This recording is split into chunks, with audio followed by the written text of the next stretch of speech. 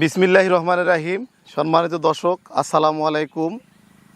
আশা করতেছি আপনারা ভালো আছেন, সুস্থ আছেন।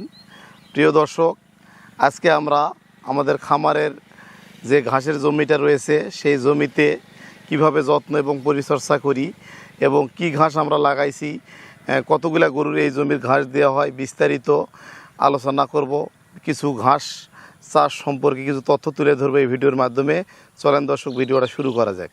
দর্শক মণ্ডলী, আমরা এই জমিটাতে যারা হাইব্রিড ঘাস চাষ করেছি, যার অভাবনীয় ফলন, অনেক ফলন, যা ভাবনার বাহিরে।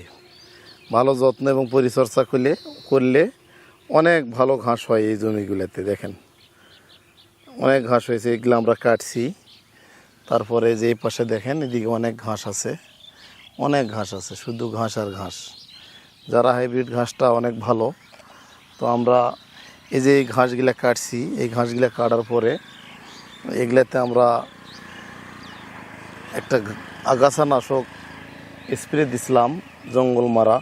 এটা দেওয়ার পর যেটা আমরা ভুল হয়েছে, স্যাঁচে দেওয়া লাগতো, স্যাঁচে না দিয়ে স্প্রে করে দিছি। দিয়ে আমাদের কিছু ঘাস দুর্বল হয়ে গেছে এবং পচে গেছে। তো এগুলো আমরা আর করবো না, স্যাঁচে দেবো। স্যাঁচে দিলে কি হয়, স্যাঁচে দিয়ে যদি আমরা গোবর সার দিয়ে নিড়ানি দিয়ে, সেক্ষেত্রে ভালো একটা যত্ন এবং পরিচর্যা হয় এবং ঘাসের অভাবনীয় ফলন হয়। তো দেখেন এই যে আজকে আমরা যেগুলো করতেছি, এই যে ঘাসগুলো আমরা আগে কাটছি এই সাইডে, দেখেন। তো এগুলো আমরা স্যাঁচে দিচ্ছি, এগুলো আমরা নিড়ানি দিয়ে দিচ্ছি। নিড়ানি দিলে কি হবে দেখেন, এই যেগুলো নিড়ানি দিয়ে দিচ্ছি। নিড়ানি দিলে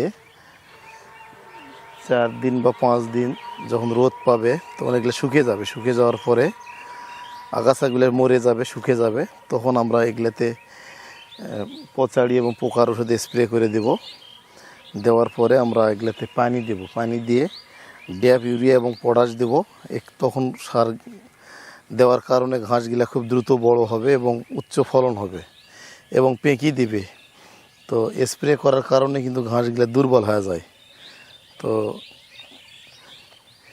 স্প্রে করলে ঘাস অনেক দুর্বল হয়, সেই জন্য আমরা স্প্রে করার সিদ্ধান্তটা চেঞ্জ করলাম। বিষ স্প্রে না করে আমরা নিড়ানি দেব। নিড়ানি দিলে এই যে দেখেন, এগুলো নিড়ানি দেওয়া হচ্ছে, দেখেন।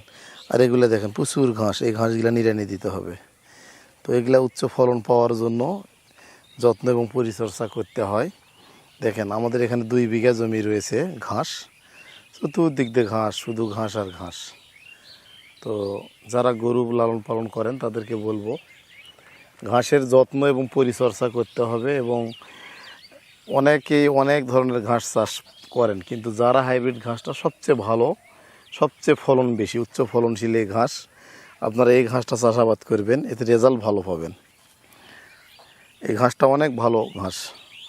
তো আমি এই ঘাসটা খাওয়াচ্ছি আমার খামারে সব গরুগুলোকে, আমি অনেক ভালো রেজাল্ট পাচ্ছি। আর যখন আমরা পর্যাপ্ত ঘাস দেই, সেক্ষেত্রে দানাদার খুবই কম, নামমাত্র দানাদার দিয়েই কিন্তু গরু লালন পালন করা যায়। দর্শক,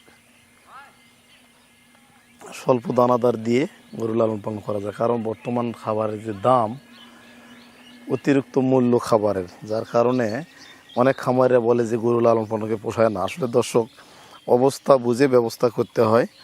খাবারের দাম বেশি, অবশ্যই আমরা ঘাসের উপর নির্ভর করার চেষ্টা করব, দানাদারের উপর ডিপেন্ডেন্ট না হয়ে আমরা ঘাস চাষ করব, ঘাসের উপর নির্ভর করব। তাহলে কিন্তু খামার করে সফল হওয়া আসলেই সম্ভব। সকলে ভালো থাকবেন। আমাদের ভিডিওটা যদি ভালো লাগে অবশ্যই চ্যানেলটি সাবস্ক্রাইব করবেন, ভিডিওটা লাইক দিবেন, শেয়ার করে দেবেন। সকলে ভালো থাকবেন। আসসালামু আলাইকুম।